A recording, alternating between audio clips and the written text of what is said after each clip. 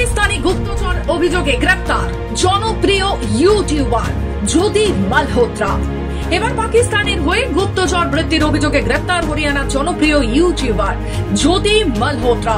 অভিযোগ, পাকিস্তানি এজেন্ট আর্থিক সহায়তাকারী ও তথ্য প্রচারকারী হিসেবে কাজ করতেন। অপারেশন সিঁদুরের কিছুদিন পরেই সম্প্রতি ভারতীয় আধিকারিকদের হাতে গ্রেপ্তার হয়েছেন 6 জন ভারতীয় নাগরিক, আর তাদের মধ্যে রয়েছেন জ্যোতি মালহোত্রা। সমগ্র হরিয়ানা ও পাঞ্জাব জুড়ে তাদের নেটওয়ার্ক বিস্তৃত ছিল।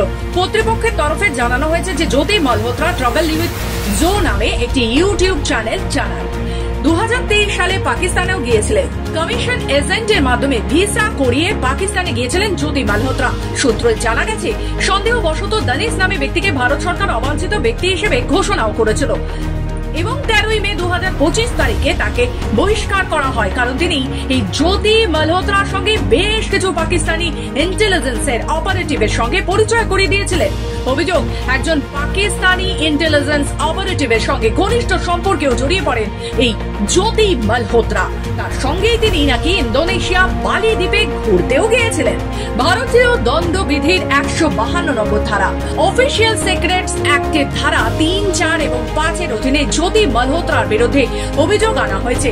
তার কাছ থেকে একটি লিখিত স্বীকারোক্তিও পাওয়া গিয়েছে। এই মামলাটি হরিয়ানার হিসারের ইকোনমিক অফেন্সের উইং এর কাছে স্থানান্তরিত করা হয়েছে। ব্যুরো রিপোর্ট, খবর বাংলা।